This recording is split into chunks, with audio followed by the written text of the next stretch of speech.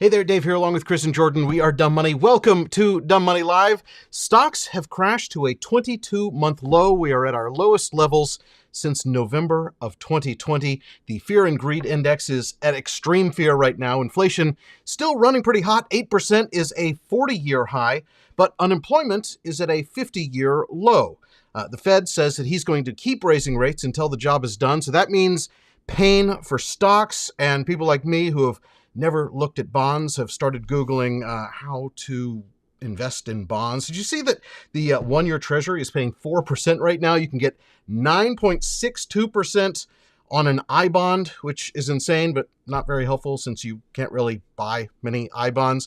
Meanwhile, mortgage rates have also jumped. That $2,000 monthly payment that used to get you a $500,000 loan now only gets you $300K. Same payment, 40% less house. Economists can't agree whether we're actually in a recession or not. Central banks around the world are trying whatever they can pull together to pull these markets together. But our Fed determined to keep tightening. The Bank of England cranking out their money printer again. Asia's trying to prop up their weakening currencies. So what's next? Can the stock market finally find a bottom? Will retail, the dumb money, finally capitulate? Are things going to get worse before they get better? Chris, Jordan, there is one thing that I know that we can do. It worked briefly last time. Of course, I'm talking about smashing the like button. Pump up the stock market. Smash away. Happy Friday, dumb money family. Chris, you sent me an article this morning about a potential energy crisis in Europe this winter and pipeline sabotage. I mean, there's just so much. There's so much going on. Yeah, I still think, Dave, Europe is the hell that's coming right now, right? And I just can't seem to wrap my head around it. I probably read 15 deep analysis reports on what could happen in Europe, between December and February when winter hits. And it seems like there's a small margin of error for Europe having a bad winter and maybe the biggest catastrophe that we've ever seen. ever. I mean, Dave, if we get a really, really cold winter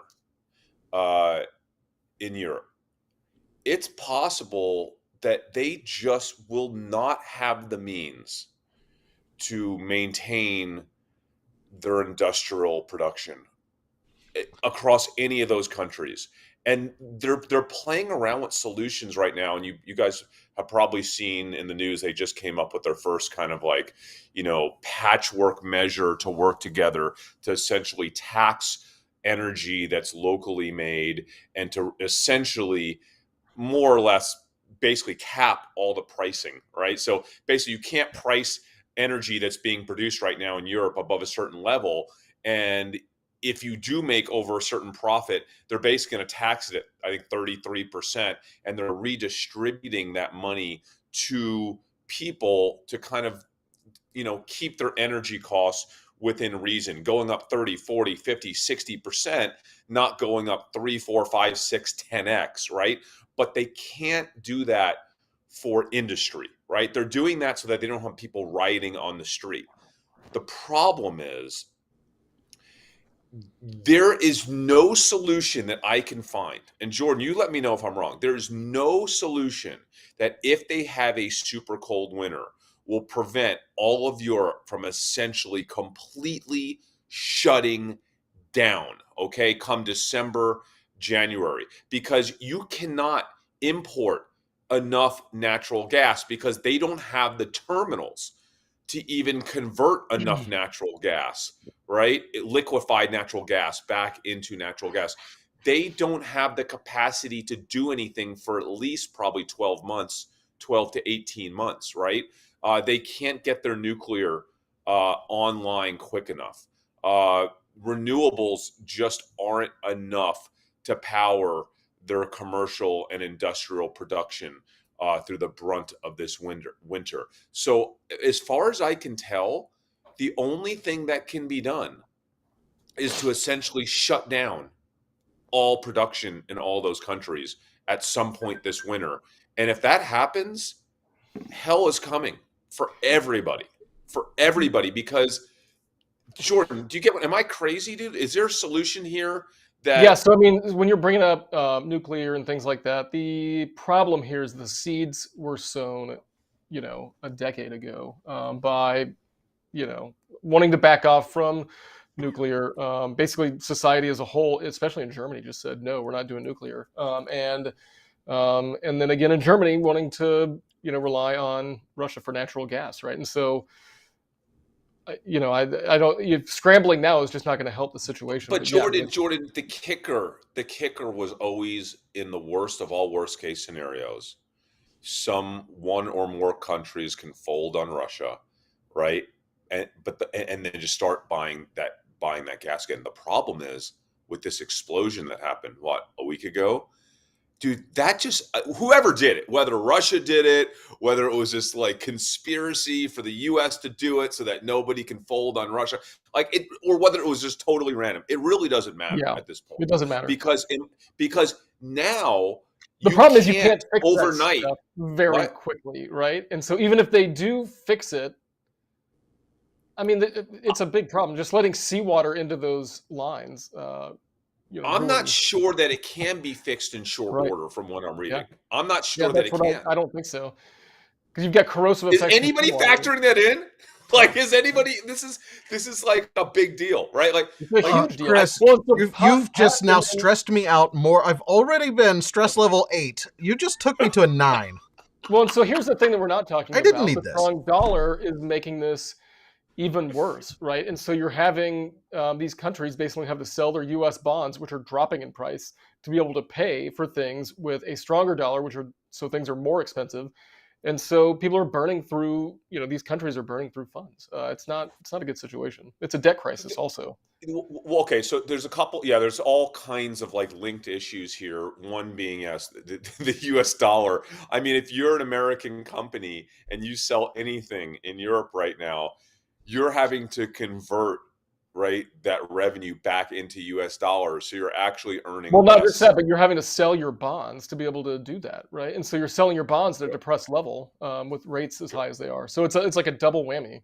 Well, not to mention the fact that if we have this energy at a certain point, the European governments can only do so much to kind of hold the pricing down on energy, and they, people, there will be layoffs, right? If production shuts down in Europe, there will be panic in the streets, and at that point, there will be no purchasing of discretionary goods, right, across Europe. And that will further completely kind of collapse a lot of our global companies here that are relying on a certain segment of their business, is obviously European.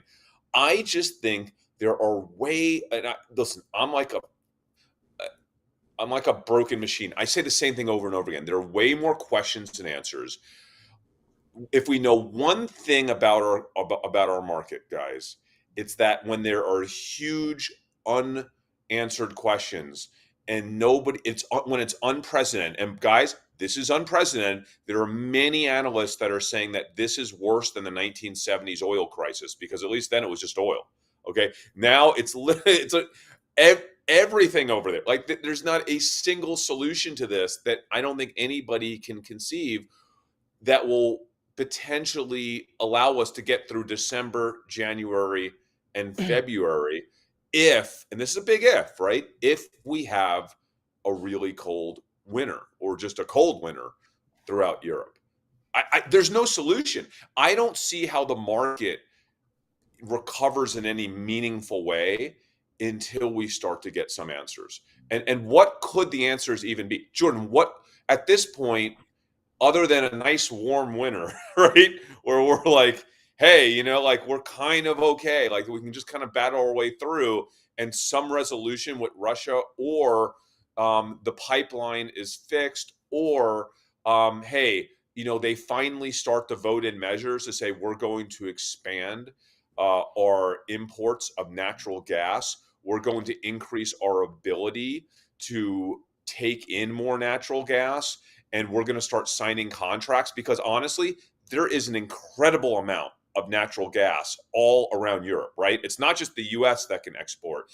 There are numerous supply chains for natural gas should Europe ever decide to just be okay with that for some intermediary period of time, even if it's 5 Yeah, years. the thing is, you don't 8 just years. turn that on, though, right? So they're sowing. You've It got takes sown time. seeds over a decade of basically, underinvestment in domestic, European domestic natural gas exploration, right? And And so, it's political. It's political. So I don't see that changing overnight. Do you? Like even this last week, I think they had opportunities to purchase more natural gas significantly and at least secure for the next 12 months, and they chose not to. They chose just to get some immediate, super short term relief. I I don't just want to interrupt. see. So we've got comments coming up that basically the only difference between now and winter for natural gas usage is heating, and that we don't understand that. We understand that it's more demand, right? And so what Yes. the point is, you have to choose between electricity generation with the natural gas and heating people's homes, right? So what is the choice going to be for? And yeah, I think I think everybody here understands that that delta is due to heating in the winter. Of course, but I mean, they're already at the brink. They're already at the point of not having enough energy for production. And even small changes in demand from here on out could have a catastrophic impact. Unfortunately, because Europe, listen, they can't agree with one another, right? You got 17 countries trying to come to consensus on policy. They cannot make decisions quickly, and they cannot make decisions unilaterally.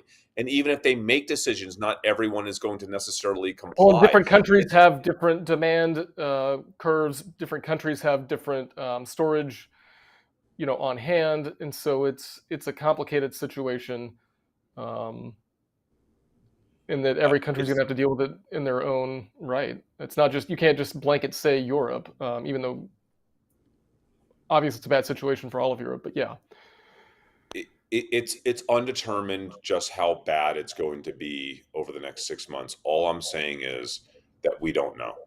So what do we do? Nobody. What is the play here? Like this is like a I'll, lot of I'll, information, but like, are we just standing by? Are we going to make yes, some kind of a move? Are we standing just by is an hedging? awesome way to put it, Dave. So yeah, I'll tell you what my play is. I came to the determination that there's really one major variable here, and the major variable is temperature.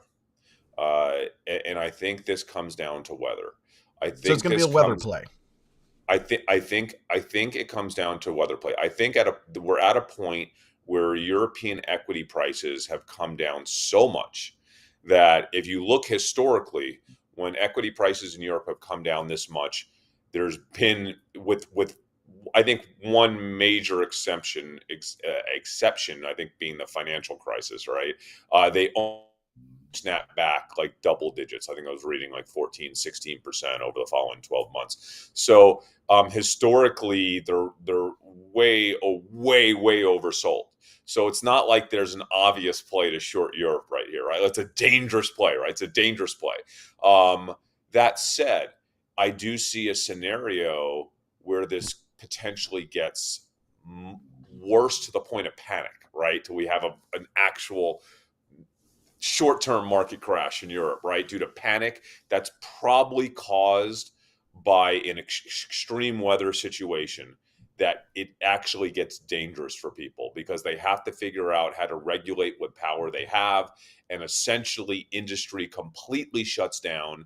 At that point, energy prices fly through the roof, even with industry shutting down. You have governments needing to print money then, to not only lower the price of energy for their citizens, but also for all their citizens that are now laid off because industry is shut down. It's a spiraling problem. It creates massive additional inflation. Okay.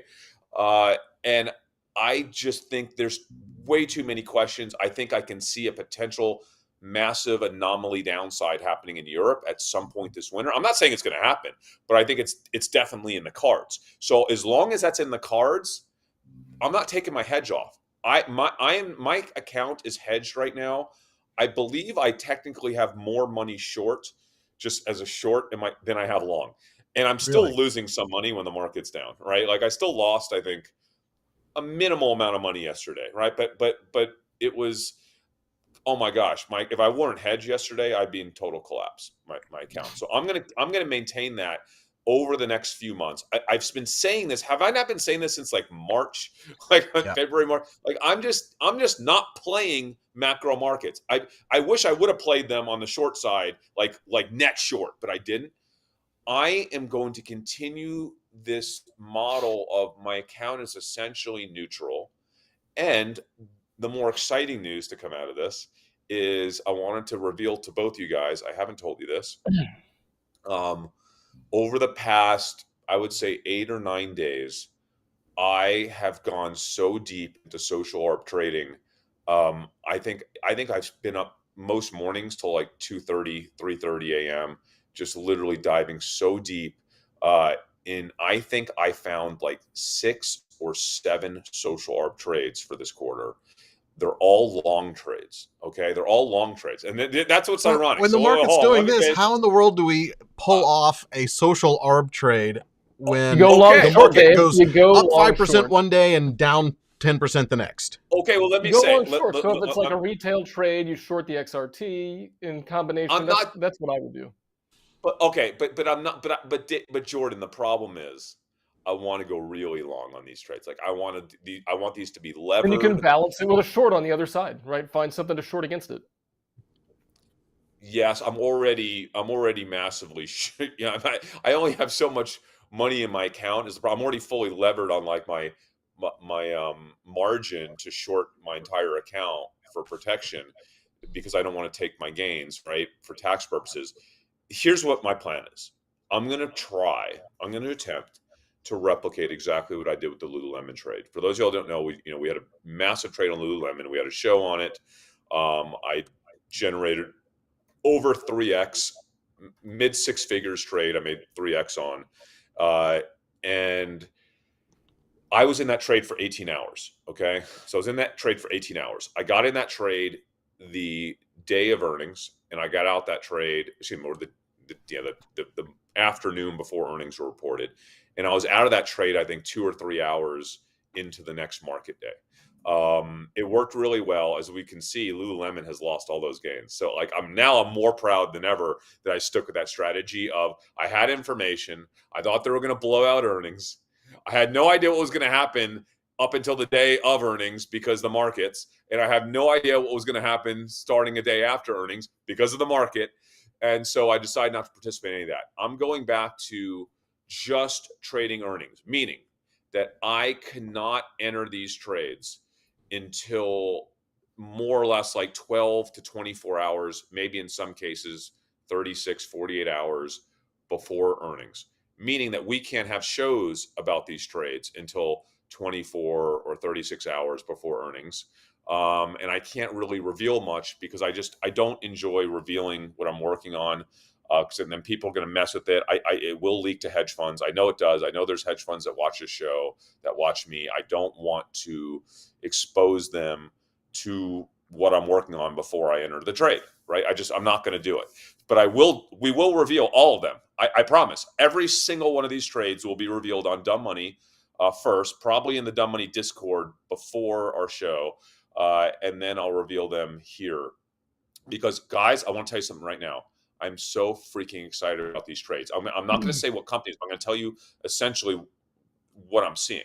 I'm seeing select companies in, let's just call it the consumer discretionary space, that are having what appears to be record quarters, meaning I'm seeing web foot traffic just accelerating. I'm seeing search traffic accelerating. When I look at the narrative behind why this is happening, the brands that these trades are affiliated with just happen to be trending really, really hard right now, right? In a positive way. So even while we have all this negative stuff happening in the world, it really is not impacting these select few companies that just happen to have products that the world really wants right now, and they're small enough to where they don't necessarily need everybody in the world buying, insane amounts of these products. They just need a shift of people not buying other stuff and instead buying this stuff, if that makes sense. So these companies are correcting along with the rest of the market, because when we have these sorts of markets, investors sell off indiscriminately. They just sell off everything, right? Period. They sell off everything. And that presents massive opportunities, because everything goes down, but not everything deserves to go down. When's the last time we saw something like that? COVID. Remember? What was it? February, March of 2000. The market sold off everything. Well, guess what? There were stocks that were actually benefiting from the pandemic. Amazon, Shopify, Peloton, you know the names, the bicycle company we invest in, right? Like all of that stuff. There were things that were actually benefiting, but they were still getting destroyed, because when we have these types of macro events, people panic and people are getting margin called, and funds have to look for money. And so they're selling their winners to, to just, you have to sell everything. And that's freaking amazing when you're able to find the stocks that are actually doing well. So what are we going to do? We're going to do an impromptu show one day before earnings and then live stream earnings. We can't do that much. Yes. Yeah. Well, listen, the live stream and earnings, maybe if it makes sense or doesn't, but I want to do a show. Essentially, I got to get my trade on, because again, I've gotten to a point where I know certain very large investors and a couple very large funds and people on Wall Street that have been mimicking my trades, or the second that they see what I'm doing, if they like it. And I don't want them messing with, these are the types of companies, they're not micro-sized companies by any means, but there's only so much liquidity to go around in the option market. So I want to get my trade on first, and then we'll share it with the community. We'll share the thesis, and then the community can kind of make their own decision based on, what they're hearing from us and their own research. But I will say this, guys, I'm more excited right now than I have been since 2020. Why? I'm looking at companies with single-digit PEs that are freaking killing it. Single-digit PEs. A lot of these companies had PEs that were double or triple or quadruple during their peak, right, over the past couple of years. Now they're all down to unbelievable levels, right? And it's just so comforting when you could actually find a company that's doing exceptionally well that has gotten beaten down. That it's been a while, hasn't it? Hasn't it been a while since we've been able to actually find companies that we love that are doing an unreal stuff, that are trending, that have products or brands that are killing it, that their stock isn't completely overinflated? Because when we did this, the last year when we did this, it was like, gosh, well, I mean, to what extent does the market already priced this information in? You don't know if they were pricing in the information that we found, or if they were just pricing in the fact that all companies were inflated. So this one was too. And when the information that we surface comes to light in earnings, if it will get inflated even more, right? That was a really hard trade. I'm trying to guess what it is you're talking about. I'm searching some stocks that I think they might be, but I'm not finding the single-digit PEs that was the... Okay, I do want to talk about one company that I'm on the fence on. Because I think it's and I want to throw this out to the community, because I think it's probably honestly one of the most interesting trades this quarter. But there are two sides to it. So this is the type of thing where I think the community needs to do their own research. So Generac, if you pull the chart for Generac, Generac has come down in price so much, it's absolutely insane. Part of the reason why it's a 7.9 EPS. It is a 22 PE though. Yeah, 22 PE. But the thing is, look at that chart. Look at the 5-year chart on Generac. It's unreal. And here's what's so unreal about Generac. There was a short report that came out recently on Generac, and the short report was basically this: this company is shady. This company has been going out the past year and acquiring all of these ESG companies, right? These clean energy companies. Generac is buying and partnering and investing in companies that are in the clean energy space. And the CEO does not have, according to the short report, does not have the competence to pivot the Generac business in all of these areas. And they're basically doing all this as a smoke shield to kind of like, you know, kind of confuse the market, because the core Generac business is about to be in major trouble, because Generac was actually a pandemic company. And the only reason why Generac had those insane sales were due to the pandemic, due to all the excess money that was out there in the world and people buying expensive generators. Well, now you have a reversal of that. Who has the money to buy expensive generators anymore? And on top of that, all of the portable generators, the ones that you see at Home Depot and Lowe's, the little small ones that you can buy just for like to heat up a one room maybe, or like a fridge or something like that. There's more competition than there's ever been with those tiny portable generators coming from China, coming from around the world. And Generac recently had to reduce the price of their portable generators by 20%. So Generac is seen as a huge short. But on the flip side, okay, I am seeing data for Generac at all-time highs. I'm seeing their web traffic just continue to accelerate month over month. We are seeing search trends recovering here due to this latest storm in Florida. That is Yeah. a major Yeah, I mean, Generac. they're just every time there's a natural disaster, that risk pops up in people's mind, and they are top of mind. And especially in Texas, when you start thinking about winter, we've had 2 really tough winters here in Texas. And Yes. I personally have a neighbor that just put in a Generac generator this summer. So people are still doing it. This is not a dying trend for Generac. Ready for this, Jordan? Also, energy independence Yeah. is starting to become a hot You know what's topic funny in about it Europe. though? So like when the so these Generac generators, if people don't know, it's not like a diesel generator. I mean, so they are supplied by the natural gas line that comes to your house. Yeah. During the winter storm, 2 years ago in Texas, we actually lost natural gas pressure and electricity at the same time, and so it really wouldn't have helped in Well, that situation. But Jordan, that doesn't always happen, but it is. You're not guaranteed still to have electricity with them. that was a super anomaly event, Yeah. and also you can get ones that are propane, propane fueled Yeah, as you well. can for sure. Right. But here's the thing. Let me just finish. But then Here's you the got to thing. keep a huge propane tank somewhere. So I'm seeing data with Generac that looks outstanding. Generac has been working for, I think, a year and a half, 2 years on essentially doubling. Do you remember this story? We did it like a year ago, doubling their manufacturing capacity. That is like almost complete. And the short report sees that as a huge negative, right? Because they're about to have all this extra capacity, but not the demand.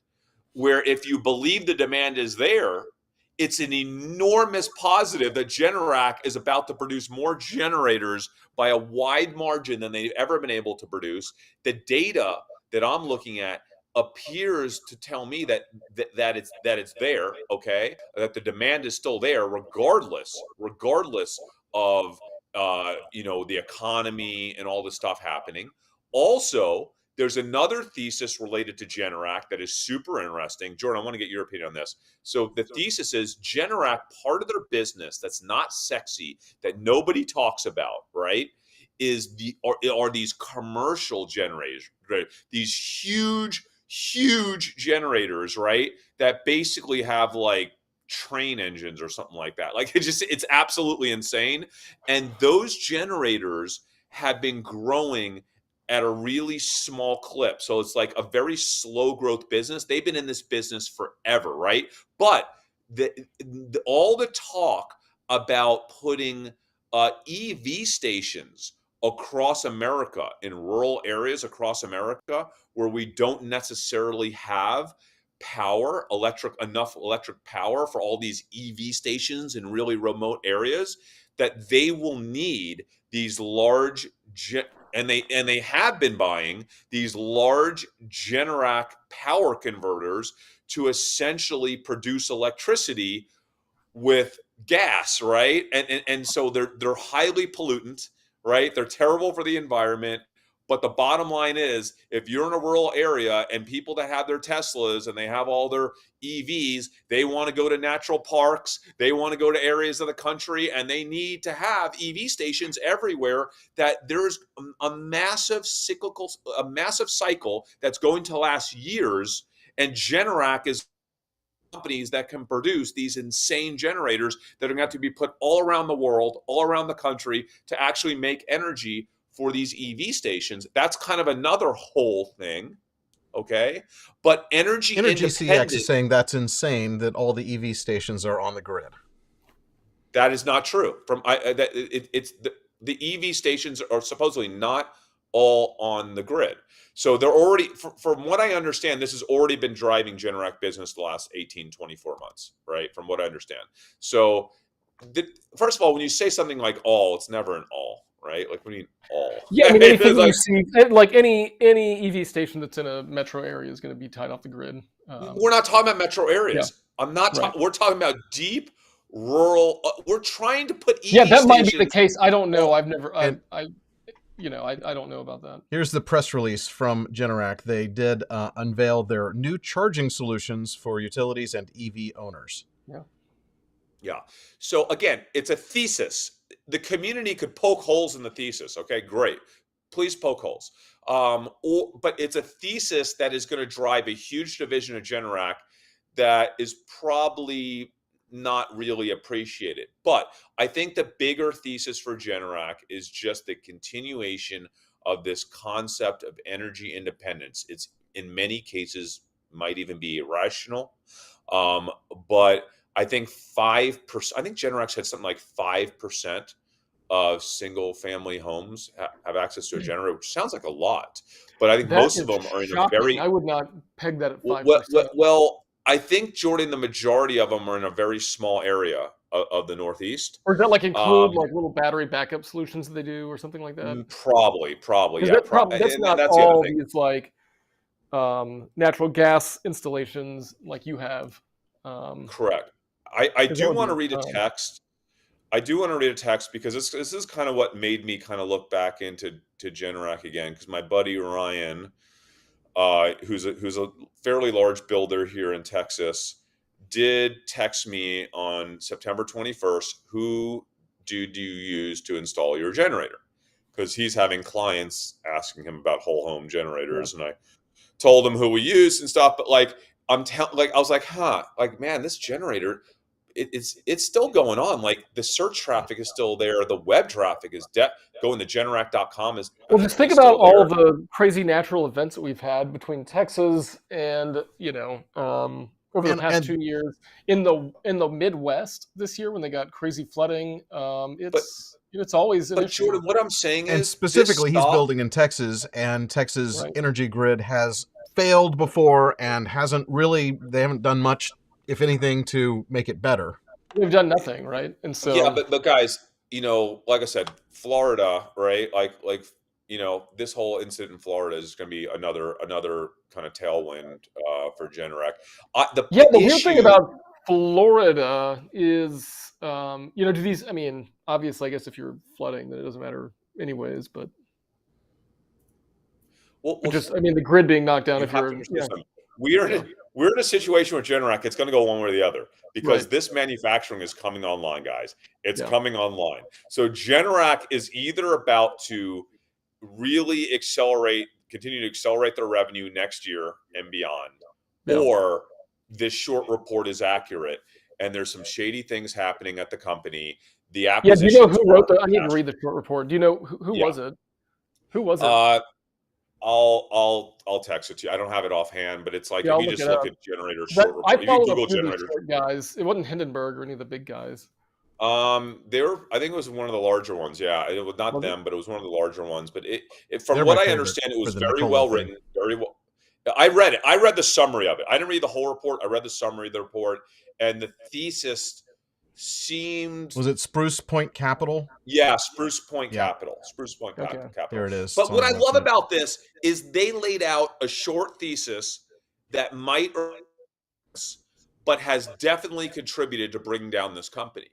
And if they are missing, a lot of times when people put on like their short thesis glasses, they kind of just look to back their own case, right? And they're not looking at the long the long case, right? But I'm telling you, there are things happening at Generac that if they can pull this off with continuing to kind of see demand here in the US, Well, they and by doubled all their means, production capacity, right, Chris? what? Didn't they double their production capacity? Didn't they build Yes, that second well, line? it's not fully prepared. I don't think it's fully ready yet, but I Okay. think it's coming online. Yeah. This is a company that at these levels, at a 21, 22 PE, with the growth and the earnings that they're able to put together with that increased manufacturing capacity, it's a super interesting story. And what I love about Generac is you can kind of see the search frequency. You can call up these. There's only like a dozen big Generac distributors, right? There's like a dozen big ones that are like you can call them up and be like, "Hey, how long does it take to get a Generac whole home generator?" And they'll be like, "We can install one next week," or they'll be like, "No, you're going to wait 3 months or 2 months." It's not like it's hard to get insight into how the company is doing, right, over the next quarter. So it's something that our community can dig into.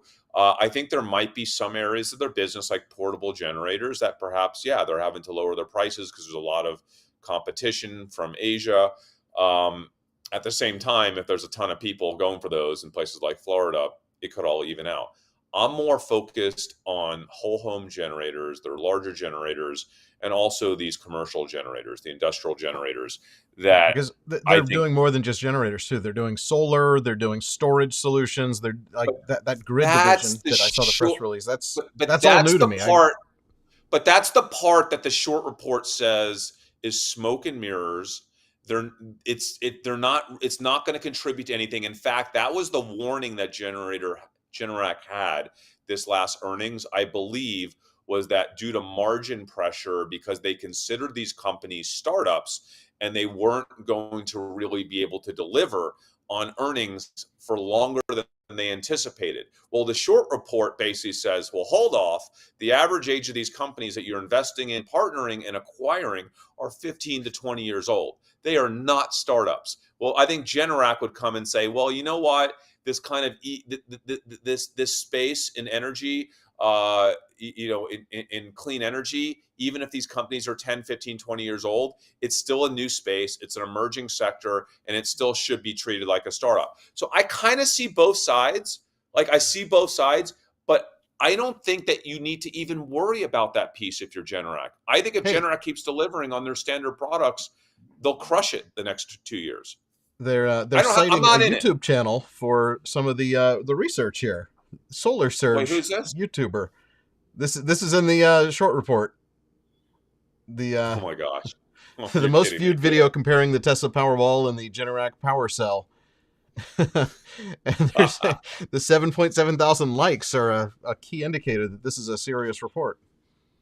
Now I have less faith in the short report if they're referencing random YouTubers. No Now offense this to that's ourselves. on page 104 though. I mean, this is like I'm just like scanning through this. I will have to actually sit down and read this. But interesting Yeah, stuff but here.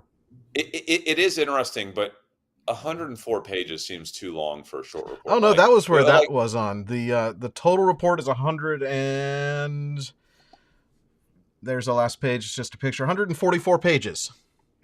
doesn't it seem like when you do a short report that's that long, you're just trying to look and pull anything that could possibly be a negative for the company? I would have more respect for the short report if it was about one thing, and they're like, "Hey, we found this one thing that no one else appreciates. That's going to that's literally going to take the company down." And I'd be like, "Well, hold on, let me see what this one thing is," and I can either agree with it or not. If you're going to like take They out the kitchen sink and keep poking, oh, and management sucks, and this sucks, and this company that they bought last year is a fraud company, and this is that, and this is that. Like at some point, I'm like, okay, you're just trying to kind of come up with infinite use cases for why the company sucks. Meanwhile, are you looking at the long case, right? Like I would have more respect for them, and I'm not saying they didn't do this, but I want to understand what the long thesis. How is it wrong?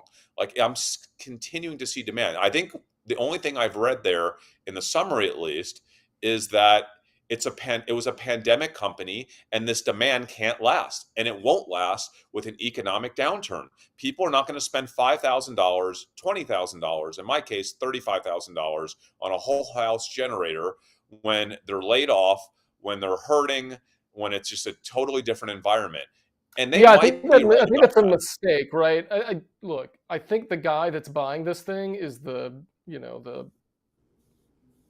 I hate to say this, but like, if you go into a recession, that means you get laid off. You go into a depression, that means your boss is laid off. But like, the boss, I feel like, is the guy getting the Generac, and he's got the disposable income. He's gonna do it regardless, right? Is that a kind of I narrow I way to look mean, at it? I kind of agree. I think that this is one of those higher price point. We see the discount stores do worse than we see the luxury brands. I think of, at least in the residential unit, I think that Generac is a luxury item. Yeah. yeah.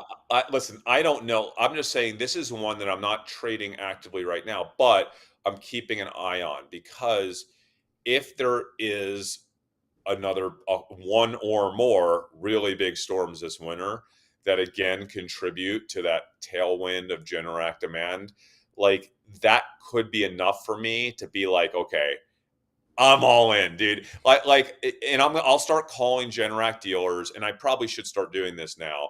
And if I start seeing that, hey, they just cannot fulfill demand with supply, even with some of this new supply coming on board, that is just a telltale sign. I don't really care what happens to the battery company that Generac invested in, or the solar company that they bought, or any of this weird, stupid stuff that they're doing in that. Not to say it's that stupid. Like maybe they will pull it together and they'll be a big clean energy company in 20 years. But I don't care about that this year or next year for Generac. If Generac has the ability to potentially put up record numbers in the next 1 to 2 years with this increased capacity, if they're putting up record numbers, watch out. With the stock down 75, 80% from its peak, I mean, this thing could potentially fly. It's something to be on everyone's radar. That's all I'm saying. I'm not But are getting it you now. looking at it at earnings time? Are you looking at some kind of a result of this driving it down even further? Are you looking for the Fed to finally U-turn, and then you're Or you do a pair buying trade, you all buy of these this and depressed short it against stocks? industrials or something like that. I mean, No, I'm not. It's not one of the 6 stocks I'm looking at trading this quarter yeah. for earnings. It's just one that I thought was really interesting. I wanted to surface it for the community, because if the short report is wrong, or if they're missing something, or this is a stock that can run really, really hard. And by the way, is it a pandemic stock or is it not? That's all you have to know. Like, was it a pandemic stock that benefited from all the Look, I excess think money in the maybe you could economy? argue that part of it was a pandemic stock. I don't think it's a pandemic company. I think I it's think and look, I've been reading some of these comments, and people are talking about that it's a grid reliability company, and I do agree with that to a certain extent, especially with all the natural disasters and issues that we've had in the yes. power grid, especially in Texas. Okay, so that's what I'm getting at, Jordan. I feel that it's a culture play on a shift towards Yeah. energy independence. And when I say energy independence, I mean energy independence for your Yeah, company, for your you're not really household. off the grid, right? Because you're still reliant on that natural gas grid portion, unless you do propane, or they make diesel. But I mean, people aren't buying a But diesel in generator for Jordan, house. in most cases, when the electric goes down, the gas is still running. Not all, but most cases, Well, the it depends gas is on still why the electricity goes down, right? Is it Yeah. because there's a freeze up in natural gas like there was in Texas? But yeah, no, I And do for agree how with you. long? I agree with you. Like, a power wall would have probably gotten you through most of the worst storm in 100 years in Texas, right? What, like a week? I don't think so. I don't. I mean, you have to have a pretty big Not power wall to get you all through a on, but week. like that would have kept your enough heat on so that your pipes don't No, burst. so the problem is most people's heat in Texas is natural gas. There's some electric, but you use a ton of electricity to heat a house if you do have electric heaters. And so, no, I mean, I disagree with that. You need the natural it gas. would keep your food good. I mean, it would keep Yeah, I it mean, would you can keep a keep your fridge refrigerator or a running. freezer. Yeah, You keep your or you can just take refrigerator that stuff running, out and and I throw it think in it the would keep the furnace that is natural gas powered still uses electricity for the fan, right? The motor, the blower. For the pilot light and for the So the electrical components. So yes, as long as you don't have a natural gas outage and you have a little bit of power, that I think that all I'm saying is you could prevent all of the damage that happened from pipes bursting. Yeah. Yeah. Okay. Well, maybe, and again, but like talk about pools, right? So pools take a lot of electricity to run the pump, and that would drain down the power wall pretty quickly. So I don't know. I mean, it's complicated.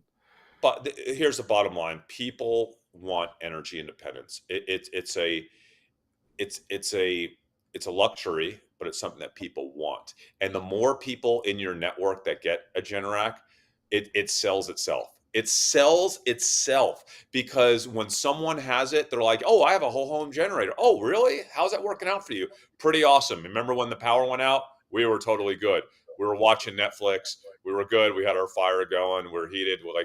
Our life was completely normal. It's like it never even went out." Like, how much did that cost? Can you recommend something?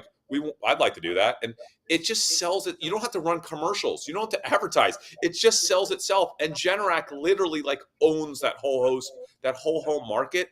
They own it. And that's the business where they're starting to add software, they're starting to add service, they're starting to add other elements to that business. And I'm telling you, I don't think people realize just the psychological element of people not wanting to be reliant on the energy grid and to have some independence. It makes them feel good. Even if Jordan is right, and a lot of the times gas is going to come down with it, it really doesn't matter. I think that's a case. I think that's a special case for Texas, right? A Texas winter issue.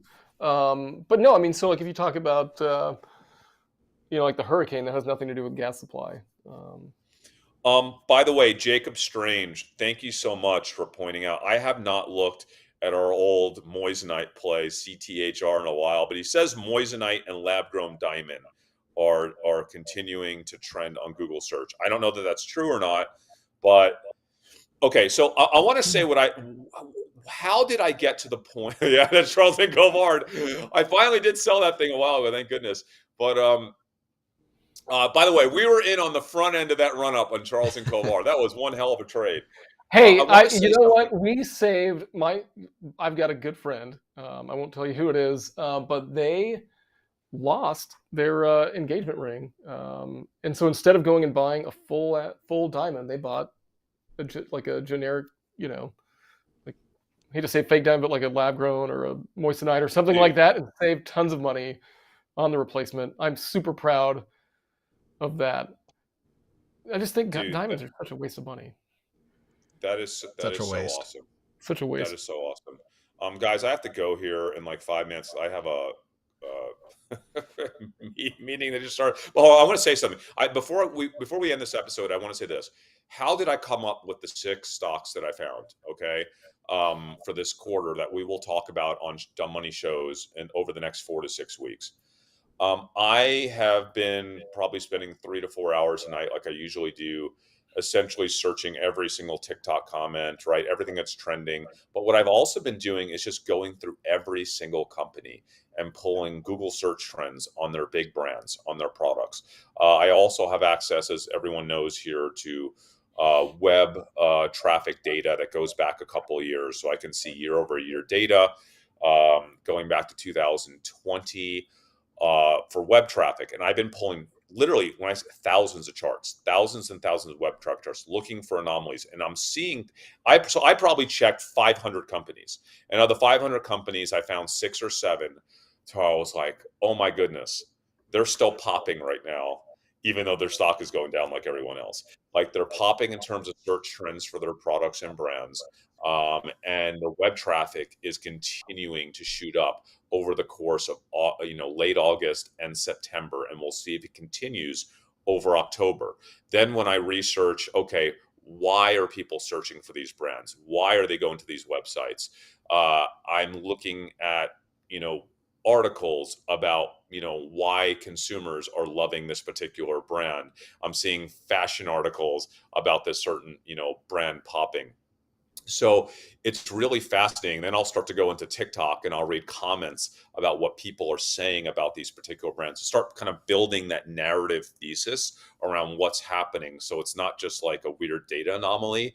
There's an actual narrative and a thesis around, oh my gosh, everybody wants to buy this thing right now because so and so, a celebrity or influencer or so and so is wearing it. Now it's cool. Or there's a cultural shift towards a certain type of clothing this winter, right? And this company happens to be the one company to benefit most from that. So, I mean, we talk about that a million times in the show, but I just want to remind everyone that's kind of the process that we go through to surface, observational investing opportunities or social arb investing opportunities. And I am excited to have found a few of them. And we will dive deep in them over the course of the next 4 to 6 weeks when the time is appropriate. I promise we will discuss them on the show. Perfect. Well, one other question. You're not in your normal location. Let's tell people where you are. Yes. Why you're... I'm in Vegas, and I'm at the Traders for a Cause event, which is a super cool event benefiting charities where a bunch of traders come and speak, and then other people pay money to come hear us speak. I'm speaking about investing on TikTok, right? So how I leverage TikTok comments to find great investments. But they got me a really cool room here. Check out this view of there's the wind. Oh, that's a great view. Wow. Isn't that cool? Yeah, it's cool, man. So that's my view. I checked, and the event is sold out, so we can't. No point in sending people to it unless they're streaming it. I'm not sure. Traders for a Cause. I want to. I don't play a lot of golf, but I've always wanted to play that golf course. I think it's just right on the strip before they destroy it, which I heard they're going to do. Anyway, so yeah, I'm speaking here, and then I'll be back in Texas, and we'll be back next week for sure. But listen, guys, I just want the community to know I'm working harder than I've ever worked. And I'm more excited than I've been in a long time. I think I might have found some good social arb trades. I think they're as good, maybe better than the Lululemon trade that we made a few weeks ago. And I can't wait to kind of share them with the community. And we should also take a look at the high conviction trade docs that have been coming in. I saw Ben posted one about the Cyberpunk anime series on Netflix. He has a high conviction doc. If you're not a part of the Dumb Money Discord community, go to dumbmoney.tv/Discord for your invite. It's absolutely free. None of us will ever ask for any money for any reason. So if anyone does, they are a spam bot and not really us. More and more of those keep popping up. I gotta hop, guys. All right. We are Dumb Money. Thanks for watching. We will see you next week. Have a good weekend.